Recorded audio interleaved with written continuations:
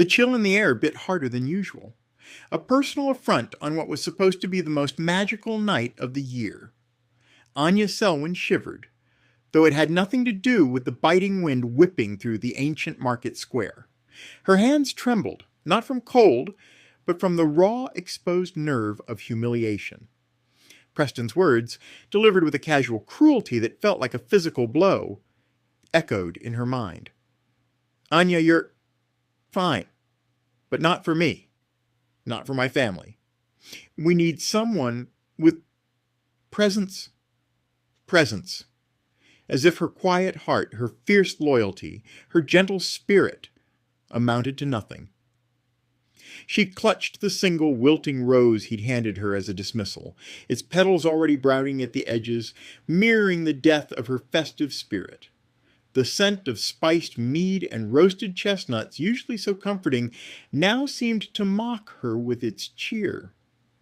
Every twinkling light, every carol sung by a rosy-cheeked child, felt like a spotlight on her crushing aloneness. The empty chair opposite her at the small carved wooden table, where she'd waited for him, was a monument to her failure to connect, a stark symbol of a future that had just crumbled into dust. She pressed her fingers to her lips, tasting the salt of an unshed tear, a tear she absolutely refused to let fall. Not here, not now, not for him. But then, a soft touch on her arm, a whisper of a question, delicate as frost, broke through her desolation, asking a question that would change 3 lives forever. "Excuse me, miss, are you sad?" The voice was tiny, reedy, yet it cut through the din of the market with a startling clarity. Anya looked down, her vision still blurred with the lingering sting of rejection, to see 2 pairs of wide, earnest eyes gazing up at her. 2 little girls, identical in their miniature, cloaked forms, their faces framed by dark, almost unnaturally black hair. Their eyes, though, were the most striking feature. Luminous pools of emerald green, rimmed with an intelligent curiosity that belied their apparent age. They couldn't have been more than 5 or 6, yet their presence exuded an ancient wisdom. They were shadowkin, she realized, recognizing the subtle iridescent sheen on their skin, the way the market light seemed to dim, just slightly, around them. Children of the night, rarely seen in such bustling human-centric celebrations. "My name is Astrid," one said, pointing a tiny finger to herself. "And this is Bronte," the other chirped, mirroring the gesture. "Our papa said you looked lonely. Can we join you?" Anya blinked, completely disarmed. The directness, the unexpected kindness, was a balm on her raw wound. She looked at the empty chair again, then at the 2 hopeful faces. It was meant for Preston.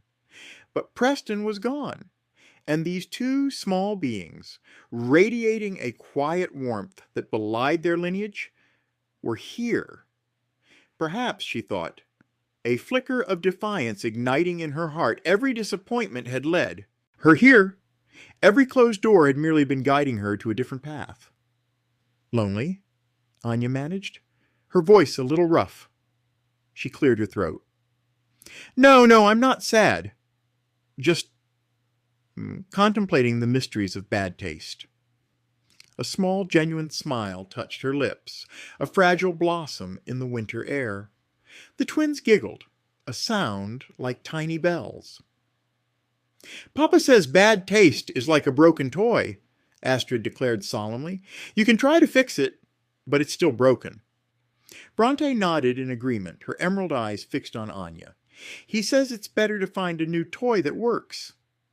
Anya let out a soft laugh, a real one this time, the first she'd felt in hours. The simple wisdom of children, cutting through the sophisticated nonsense of adults. She looked at the rose in her hand, then dropped it onto the snow-dusted ground. A broken toy indeed. "Please," she said, gesturing to the empty space on the bench beside her. "Please sit. I'd love for you to join me." The girls clambered onto the bench, their small forms barely making a dent in the cushions. They sat perfectly still for a moment, absorbing her presence, their bright eyes taking in every detail. It was then that a tall, imposing figure emerged from the shadowy periphery of the market, gliding with an unnerving grace.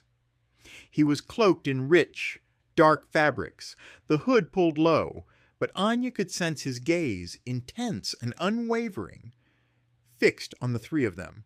A thrill, cold and sharp, darted down her spine. This was their papa. This was a vampire king. He moved with the predatory elegance of a creature born of the night, yet there was a stillness about him, a profound sense of ancient patience. As he drew closer, the scent of him reached Anya. Not the metallic tang she associated with tales of vampires, but something subtly earthy, like damp soil after rain, overlaid with a faint, intoxicating aroma she couldn't quite place.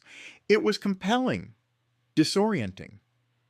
He was impossibly tall, broad-shouldered, and even with the hood obscuring his face, the sheer power emanating from him was palpable.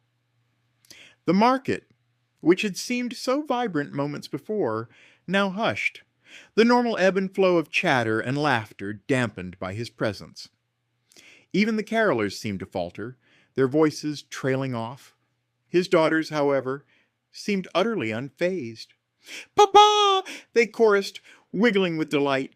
He reached them, his dark cloak swirling around him, and in that moment, as he lowered his head to speak to them, Anya caught a glimpse of his features.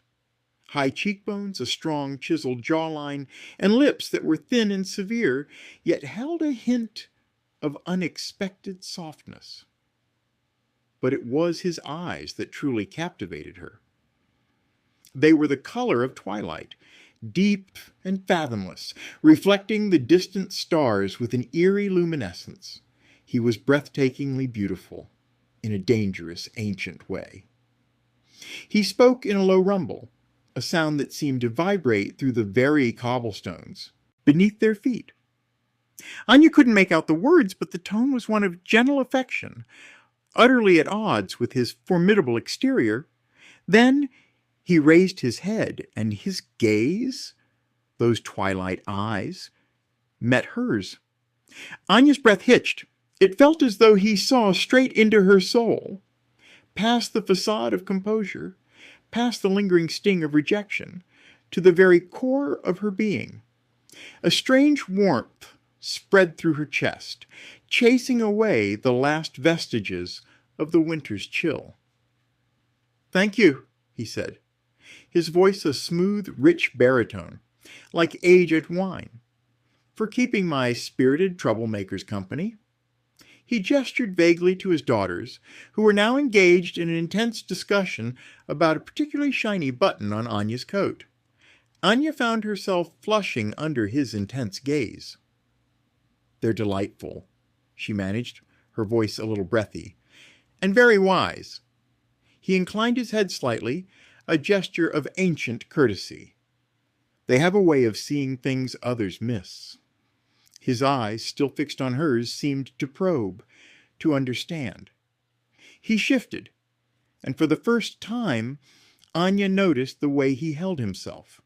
A subtle tension in his shoulders, a slight tremor in his hand as he adjusted his cloak. He wasn't just observing, he was experiencing, processing, feeling. There was a loneliness in him too, she realized, mirroring her own, a profound solitude masked by power and poise. "Anya Selwyn," she introduced herself, extending a hand automatically, a purely human gesture. He looked at her hand, then back at her eyes. A flicker said of something unreadable passing through his gaze. For a moment, she thought he wouldn't take it, that the unspoken chasm between their worlds was too vast. Then slowly, deliberately, he reached out. His fingers, long and elegant, brushed hers. The touch was cool, shockingly so, but steady and firm, An electric current, unexpected and profound, shot through her arm, tingling to her very core. It wasn't a jolt of pain, but a spark of recognition, as if two disparate elements had finally found their rightful connection. "Damon Ashworth," he replied, his voice a low thrum that reverberated through her.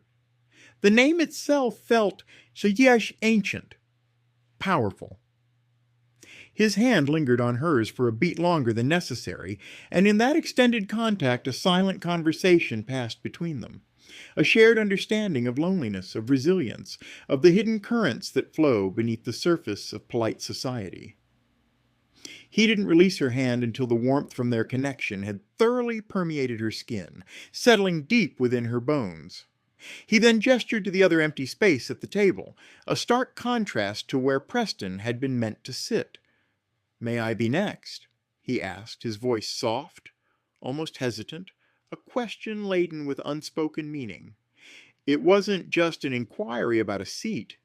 It was a request for entry, for acceptance. A stark contrast to Preston's casual dismissal. Anya's heart gave a sudden, joyous leap. The directness, the vulnerability in his powerful stance was utterly captivating. She found herself smiling, a wide, genuine smile that reached her eyes, chasing away the last shadows of rejection. "Please," she said, her voice steady now, filled with a newfound confidence. "The pleasure would be all mine." He settled onto the bench beside his daughters, the subtle scent of him, earthy and intoxicating, enveloping her. The girls, satisfied with their button investigation, turned their attention to their papa, their faces alight. It felt right, unexpected, fantastical, utterly improbable, but undeniably right. The world around them, the bustling market, the carols, the lights, all faded into a soft, focused backdrop. Only the three of them, and now Damon, truly existed in this moment. The rejection from Preston, which had felt like an ending, was suddenly revealed to be a mere prologue. Astrid and Bronte, those tiny, insightful catalysts, wasted no time. "Papa, Miss Anya was sad because a man was mean to her," Bronte declared, her small voice cutting straight to the heart of the matter. Damon's gaze, which had softened considerably as he watched his daughters, sharpened, focusing on Anya with an intensity that made her shiver again, but this time not from cold. "Is that so?" he asked, his voice deceptively mild, yet with an underlying edge that promised retribution to anyone who dared to cause her distress.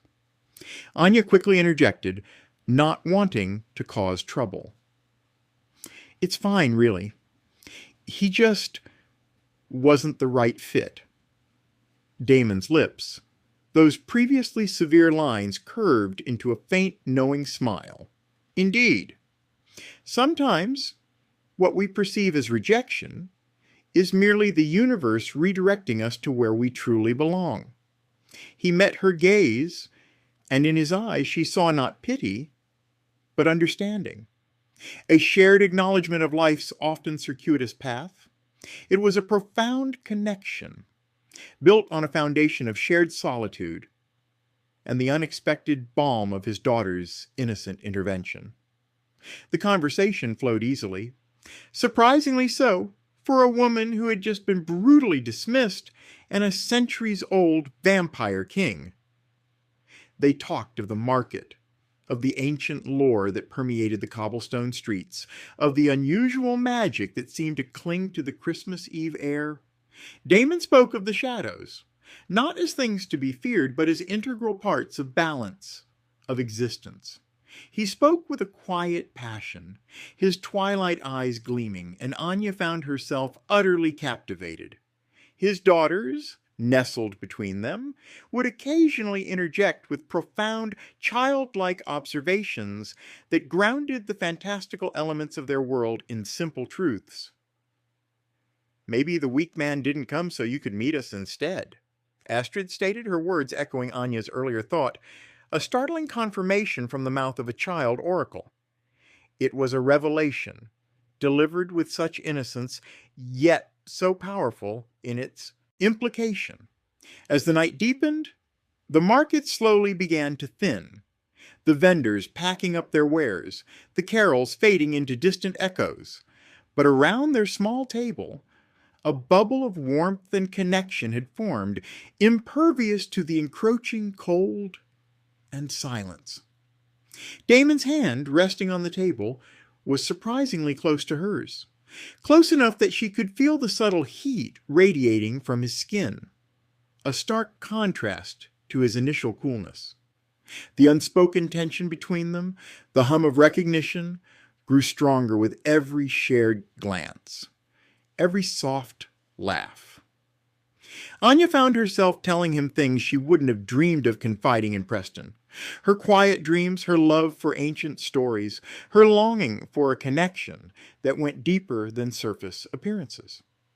And Damon listened, truly listened, his gaze unwavering, his presence utterly absorbing. There was a moment, as he recounted an ancient Shadowkin legend, when his hand moved almost imperceptibly, and his pinky finger brushed against hers. The contact was feather light, barely there, yet it sent a delicious shiver through her. It was an intimate gesture, a silent acknowledgement of the growing current between them, a fragile bridge forming across the vastness of their different worlds. The gentle situational humor often came from the children, as Bronte earnestly tried to negotiate the acquisition of a gingerbread cookie from a passing vendor. Her serious pleas met with Damon's amused, "I'm professionally trained in vegetable negotiations, darling. Gingerbread is a whole other level." The warmth that settled around Anya was unlike anything she'd ever felt. It wasn't just the physical warmth from the spiced mead they eventually shared, but an emotional radiance that permeated her very soul. She realized, with a jolt of exhilarating clarity, that Preston's cruelty was a beginning, not an end. It was the necessary storm that had cleared the path for this unexpected, magical encounter. He spoke of his world, not with a sense of superiority, but with a quiet longing for understanding. He described the solitude of immortality, the burden of leadership, the constant dance between shadow and light. Anya listened, utterly captivated, her heart aching for the quiet sorrow she sensed beneath his powerful exterior. He was a king, yes, but he was also a being who carried the weight of centuries on his shoulders, a being who, despite his power, sought connection. It was a mirroring of her own hidden resilience, her own quiet strength that had been forged in the crucible of past disappointments. She found herself drawn to his vulnerability, to the deep, almost desperate need she sensed in him for someone to simply see him, beyond the title, beyond the legend. And she realized, with a sudden, breathtaking certainty, that she saw him, all of him. The ancient power, the quiet wisdom, the profound loneliness, and the unexpected kindness that shone through in his gentle interactions with his daughters. As the market fell completely silent, save for the distant chime of a bell, Damon turned to her, his twilight eyes searching hers. "Anya," he said, his voice a low whisper, almost lost in the stillness. "My daughters, they are rarely wrong about such things. They felt your sadness, and they saw your light." He paused, his gaze dropping to their intertwined hands, which had somehow found their way to each other on the cool marble table. "And I see it too." He lifted her hand, his thumb tracing a slow, mesmerizing path over her knuckles. "Perhaps," he murmured, his voice husky, "maybe we were supposed to cross tonight. Maybe this empty chair was always meant for more than just one." The air thrummed with unspoken emotion, with the weight of destiny, of fated love finding its way through the most unlikely of circumstances. The world outside their small bubble of connection ceased to exist. Only the magic of Christmas Eve, the warmth of his touch, and the undeniable pull between them remained.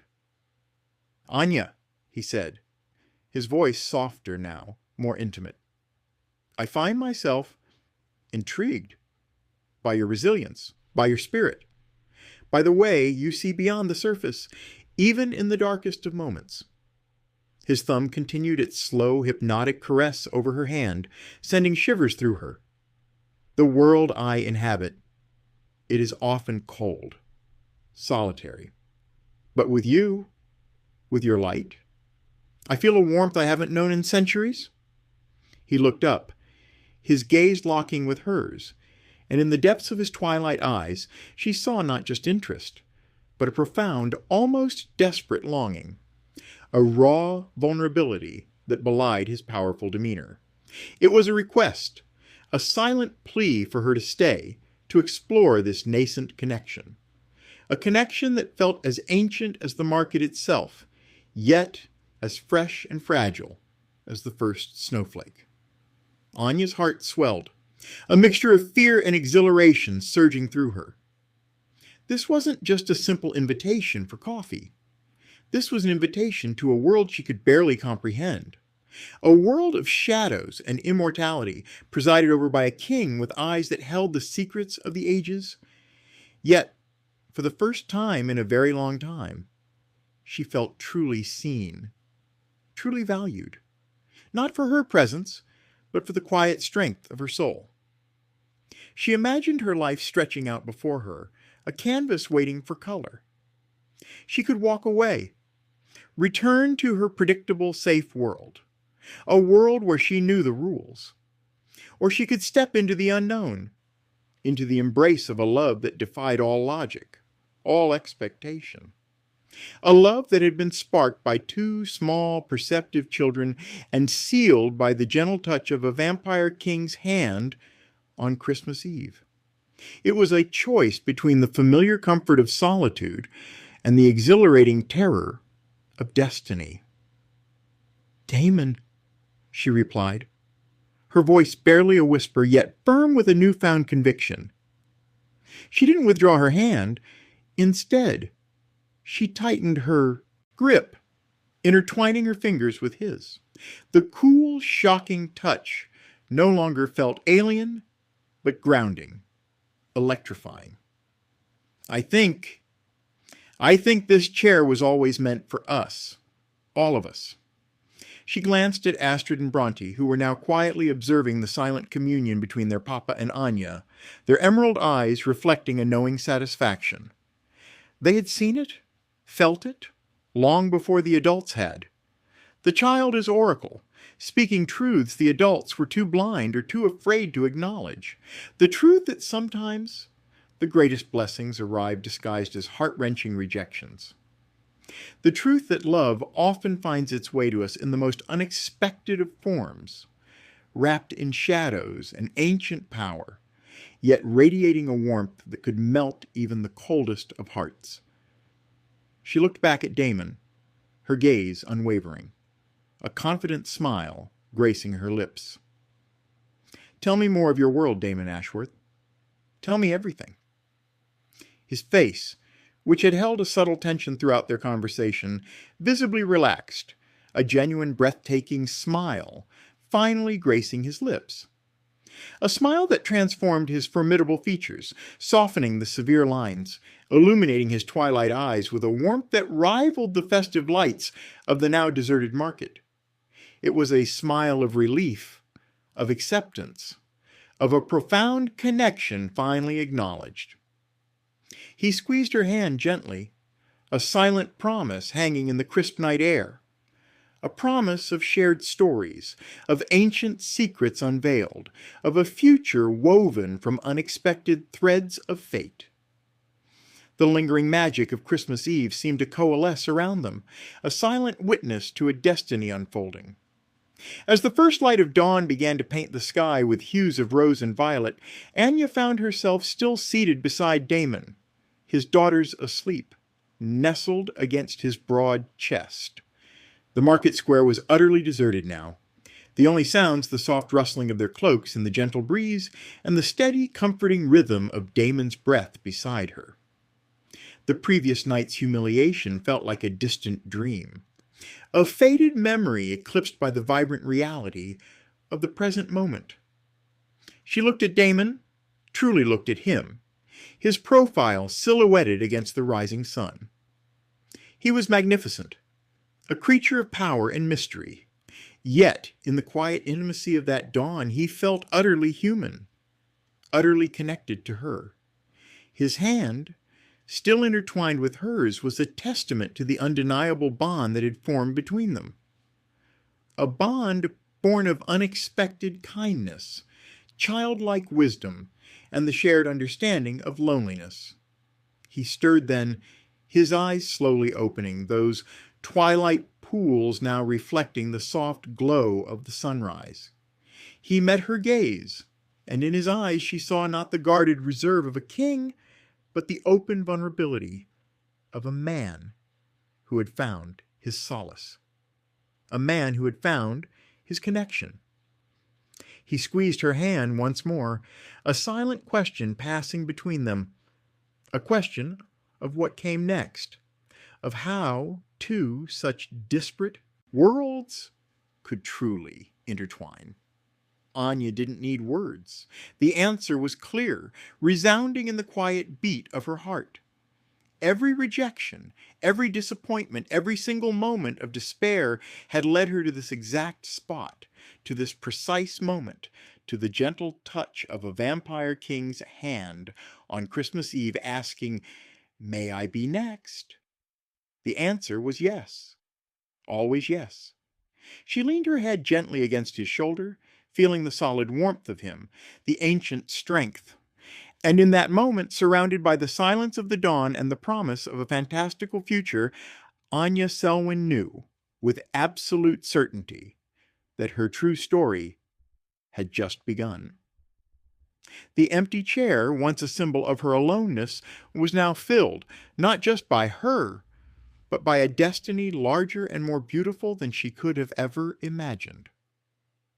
The cold wind no longer bit.